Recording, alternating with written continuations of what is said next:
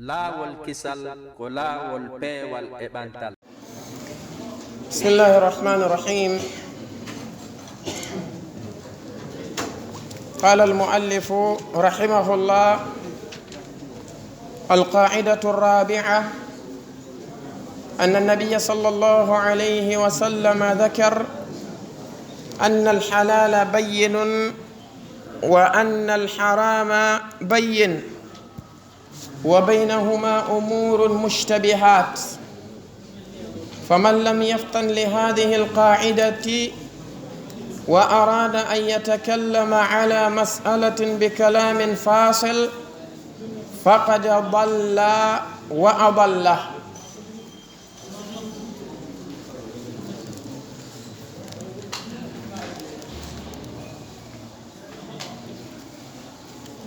بماكي كم إمام رحمة الله عليه القاعدة الرابعة قاعدة متوتك نيا مؤوني تغلل نيا منغل قال دو تغلل كوكانغل وني القاعدة الأخيرة بماكي كوني ننكو أن النبي صلى الله عليه وآله وسلم وعندما أن باجع عليه الصلاة والسلام ذكر بماكي إماكو مأبه أن الحلال بين wonde ko dagi konno ɓangi laaɓi pos, wal harama bayin ko harmi kon kadi no ɓangi no laaɓi poy, wa baynahuma ɓe maki no hakkunde ɗinɗon ɗiɗi non umurun mushtabihatun, piiji ɗi tawata ɗin ɗon ko piiji jiɓuɗi non. tawana goto kala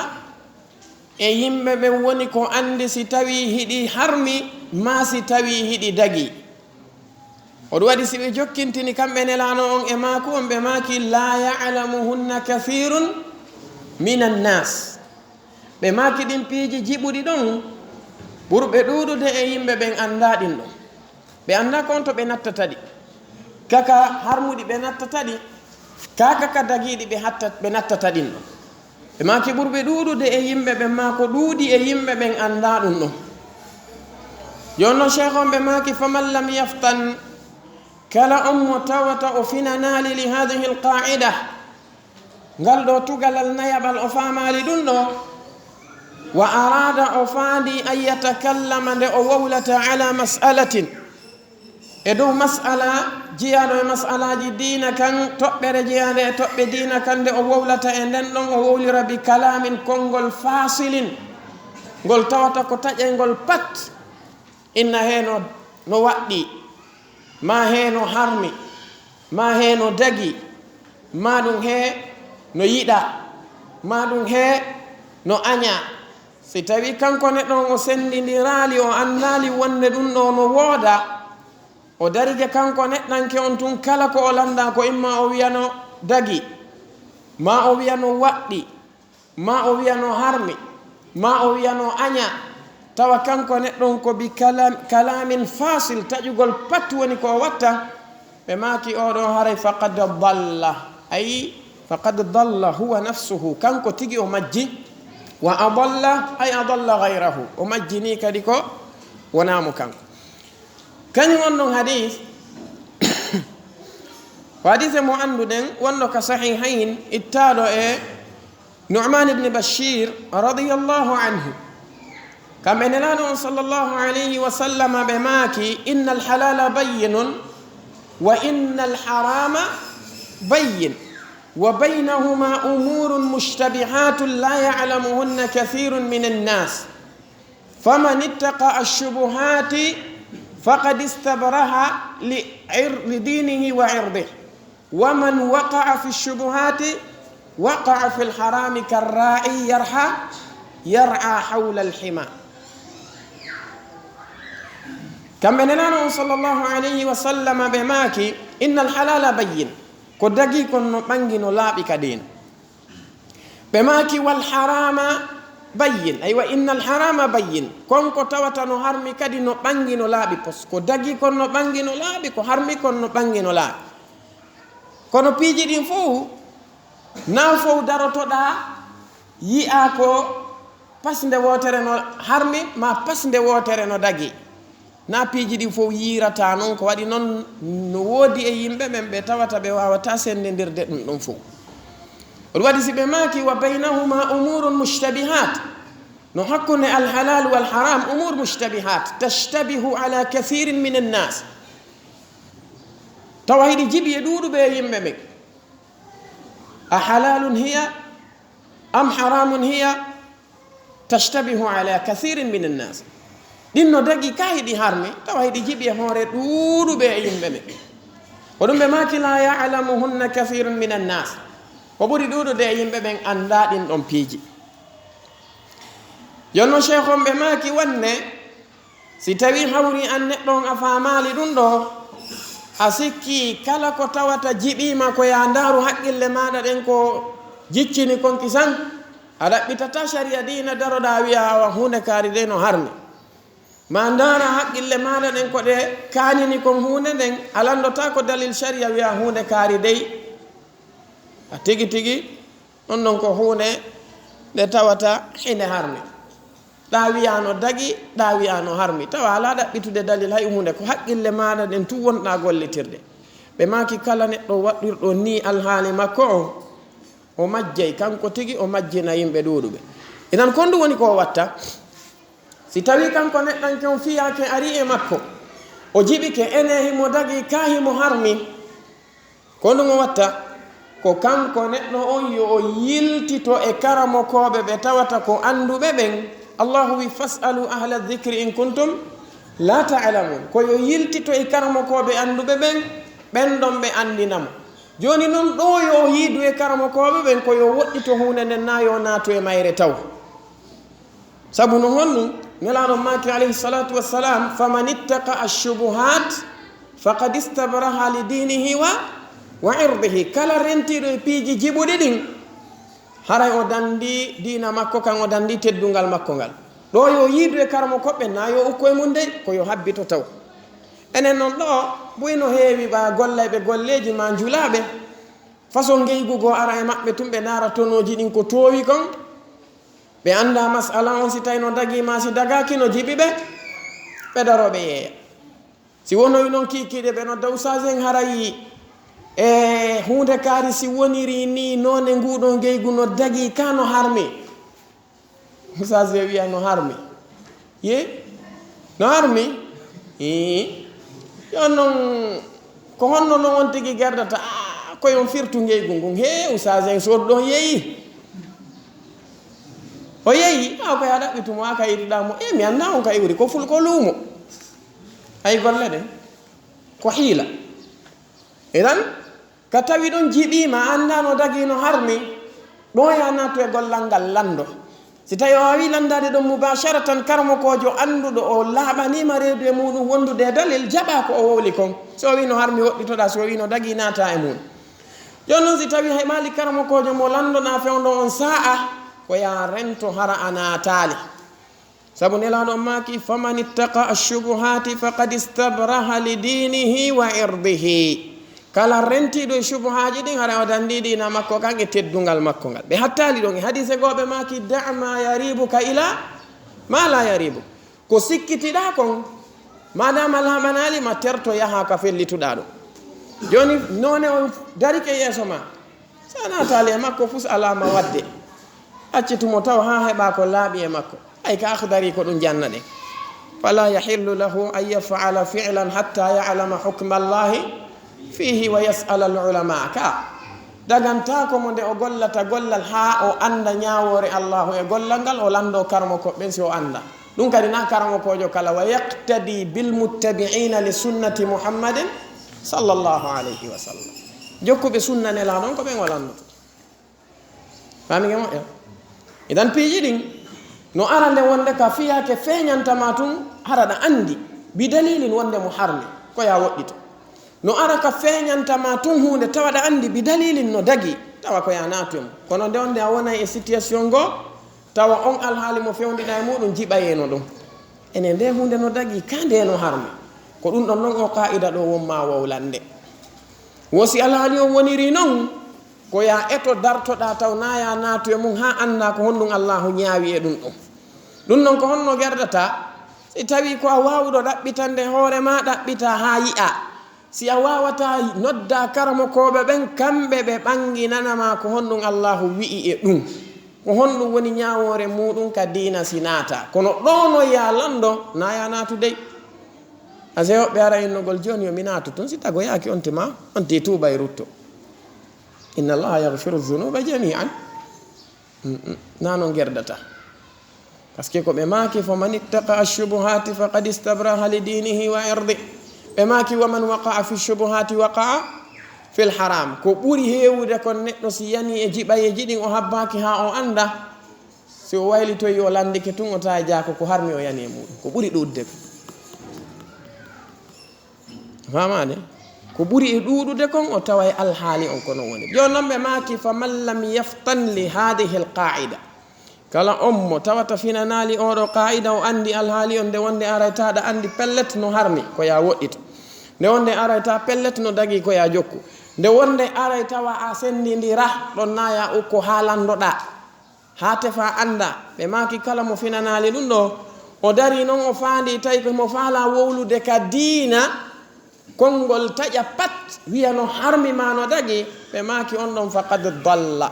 si o waɗi ɗum hara o majji kanko tigi wa adalla o majjini kadi on mo tawata komo o tendini ɗum nonon ko tana par ce que ɗum no jiya e alamandeji akhiru zaman qillatul ilmi wa kathratul jahli fanɗugol gandal e ɗuɗugol majjere bal nelaɗon maki alayhi salatu wassalam ka hadith mo tawata ko wonɗo ka sahihain hadith abdullah ibn amr radiyallahu anhuma ɓe maki inna allaha la yaqbidu al-ilma intiza'an yantazi'uhu min suduri rijali ولكن يقبضه بقبض العلماء حتى إذا لم يبق عالما اتخذ الناس رؤوسا جهالا فسئلوا فأفتوا بغير علم فضلوا وأضلوا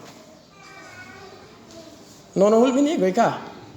ɓe maki allah azza wa jalla o sortirta gandal ngal e yimɓe ɓen sortugol ngal ka ɓerɗe maɓɓe kaari jangi wiyata bimbitimo taja o majji ولكن يقبضه أي العلم انتزاعا بقبض العلماء ko tamirta gandangal ko karmo ko be woni ko dettata on atta kamakko jon non idha lam yubqi aliman si tawi o heddinali karmo ko jo few ani ni tasko de moƴƴa se ngoti e kodole men boyi terlen fuutari ndin ha e nder lagine on fode terlen bas gine moyen gine hotti gine gine foresi aɗa yaha ɗo e koɗoloyi tawa hoɗo ngon fof ko majjuɓe ta gando ala to par ce que moɓe holori wiyeteɗo imamujo on ɗon ta hay mana la ilaha illallah o anda hay farillaji salligi o anda go imo salligade ko noon o wuuriri yo tawi mawɓen no waɗirde hono sa en hi imam kon ɗum woni farillaji salligi kon ɗum sunnaji salligi enama yo donko fillo ɗum hara wattali joni noon sifa men no yimɓe ɓe wona ɗon mi sikki gon hoɗo ɗon na ɓen ɗon hooli almami on ni dey awa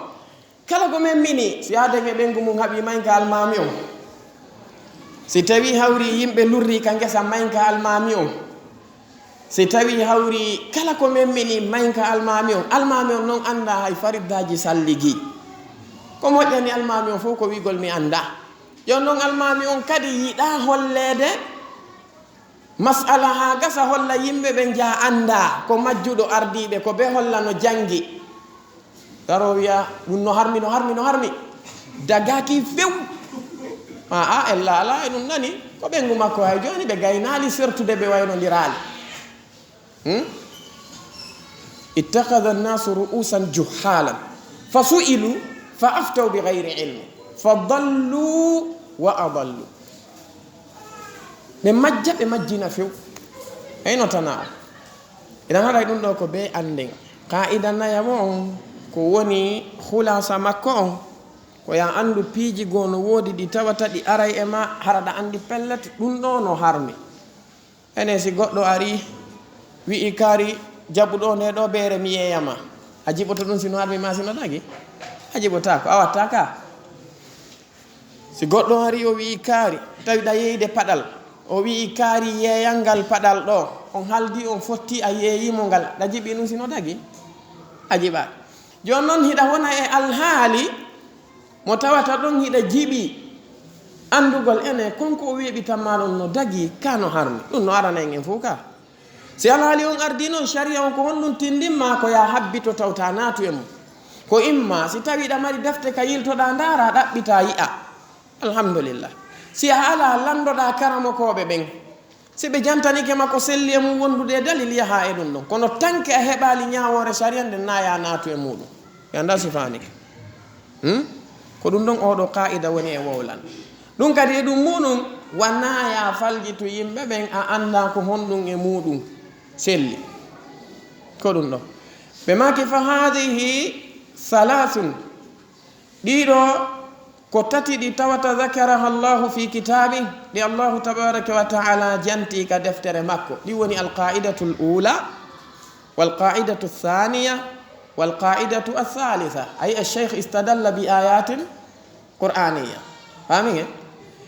ɓe maki warrabiatu amma tugalal nayamangal zakaraha annabiyu sallllahu alayhi wa sallam ngal ɗon ko nelaɗon alayhi salatu wassalam jantingal ay anna alhalala bayyinun walharam bayyin e wa baynahuma umurun mushtabihat la yalamuhunna kathirun min annas faman ittaqa shubuhati faqad istabra'a li dinihi wa irdi waman waqa'a fi shubuhati waqa'a fi madha fi lharam e kaɓe maki ɗon dama yaribuka ila mala yaribuk ɗum ɗo holli honno ndaren ceernon ko ɓe jantiɗo kon fop est ce que ɓe memiɗo goɗɗum go sina alkitabu wa sunna e memaɗe ɗo ko yiyeten ɗo konngol goɗɗo ngol ɓe addi ɗo wo ko fi faamingol en o aya mo tawata ko wonɗo wimana o hadis nelaɗo alayhi salatu wassalam wonɗo ka muqaddima wa utitu jawami alkalimi e addi ɗon honɗum konngol mouhammad ibnu shihabini azzouri fi honɗum fi faamingol en ko on karmo kojo ɗon charhi hadis on fi en ɓurtu faamudemo hoɗum waɗi neɗɗo sa yii goɗɗo no aybina cheikh mouhammad bun abdulwahab ko gotel e peeji ɗiɗi ko imma an yakuna jahilan bi haali cheikh fa hada yambagi an yuallam wa an yuarrafa cheikh oɗo ko andinteɗo ɓe ma tawa kanko neɗɗanke on ko neɗɗo mo andanɗa hoore maɗa ko insanun anid neɗɗo sandalɗuɗo ƴagganɗo gonga oɗo ko neɗɗo mo tawata yusta'adu billahi tabaraka wa ta'ala minhu wa min shururihi waɗi noon ko aduwwun lil islami wa aduwwun lis sunna sina ɗum wallahi sa daari defte maɓɓe ɗen a tawi ko karmakojo laaɓanɗo mofte ɗen reedu karmakojo wakkili ndareɗo konguɗi ɗin ɗuuɗa ka kono e nder ko yewtuɗen ɗo fop jama julɓe ko honto e diina kam manki ɗo ko honto marɗen goɗɗum e diina ko tawata en ɓarata e gotel e ɗiɗo piiji nayyi ma e ɗiɗo piiji nayyi ɗen mari ɗum en ala konguɗi ɗin ɗuuɗa few kono allah azza wa jalla no waɗi barke e majje ɓe maki wa alam rahimaka allah ɓe maki andu yo allahu tabaraka wa taala yurmema anna arbaa hadihi lkalimati wonde ɗiɗo konguɗi nayyi ma iktisarihinna wondude e raɓɓiɗugol majji kandi ɗiɗo konguɗi nayyi yaduru alayha dinu dina kanka fop makka koye hoore ɗiɗo woni yiilade ɗino raɓɓiɗi ha ka ono dina kan fof ko ɗo woni yiilade ɓe maki sawa'un kana almutakallimu no fota ter si tawi laatike on wonɗo wowlude yatakallamu fi ilmi tafsir si tawi ko gandal tafsir on wowlude fi muɗum o yaltata e ɗiɗo nayyi ko wowlata kon fof ko hoore ɗo ɓaari fop koye hoore ɗo ɓaari aw fi ilmi l usul ma ko gandal usul woni kanko neɗɗanke on ko woni wowlude fi muɗum ko wolta kon fof o sustama ude asle hay e goto mo tawata hino lutodiri e ɗeɗo tugale nayyi si tawi ko dina woni wolde aw fi ilmi amali l qulubi maɗum e gandal ngal tawata ko gandal golleji ɓerɗe ɗen alladi ngal gandal ngal tawata yusamma he ngal wiye ilma suluki gandal natirgal ngal mana muɗum gandal ngal tawata ko yowodirngal e fiyake koko wiyete finde nde woni al aqida neɗɗo on kala ko o wowlata ɗeɗo tugale nayi tawete hiɗe waali ndaren ɗo e nder ko yewtuɗen ɗo ko en addimi se buy aqida ka e hoore majje ka ɓe maki o fi ilmi l hadith ma e gandal hadith ɗon kadi a wowlata tawana e hoore majje ɗo wonɗa yiilade aw fi ilmi l halali wal harami wal ahkam ma ɗum e gandal ngal tawata ko fi ko dagi kon ma ko harmi ko dagi kon ma ko harmi kon ma ñawoje alladi ngal gandal ngal tawata yusamma hingal wi'e ilmal fiqhi gandal fiqhu ɗum kadi siko ɗum jantotoɗa ko beeya ha e hoore ɗe ɗo tugale nayi ɓe maki o fi ilmi l wa'di wal wa'id ma ɗum gandal fodore nden ma kamba on fodore ko yowodire fi neɗɗo on ko o foda kon si o moƴƴini gila ka gurdan aduna ɗo ka kaburu makko ha ka aljanna e kamba ko neɗɗo on kambana kon si o bonni gila ka aduna ɗo ha ka kaburu ha ka nder yiite famike ɗon ɗo fof sa wowlay fi muɗum koye hoore ɗe ɗo tugale yata e mum ɓe maki aw fi gayri dhalika min anwa'i ulumi ddin ma ɗum ko tawata ko e goɗɗum ngo ko wona ko ko janta ɗo e gande ɗe tawata ko gande dina kan kala ko on tigi wowlata kon koye hoore ɗe ɗo tugale nayi woni ko o yata e muɗum aray nasalu llaha tabaraka wa taala an yajziya alcheikha khayra jazaihi wa an yuskinahu fasiha jinani wa an yajcalana hudatan muhtadin wa an yarzuqana alilma alnafica والعمل الصالح ويجعلنا متمسكين بسنة محمد صلى الله عليه وسلم حتى نلقاه جل وعلا ونحن عليها ويجمعنا يوم القيامة في الجنة الفردوس كما جمعنا اليوم في هذا المسجد المبارك أسأل الله تبارك وتعالى أن يبارك في إخواننا الذين أذنوا لنا أن نقوم بهذه الدورة في هذا المسجد فنسأل الله تبارك وتعالى أن يوحد صفوفنا على الحق وأن يوحد كلمتنا على الحق وأن يجعلنا جميعا من أهل الجنان ويجنبنا من النار إنه ولي ذلك والقادر عليه هذا وبالله التوفيق والله أعلى وأعلم والسلام عليكم ورحمة الله وبركاته.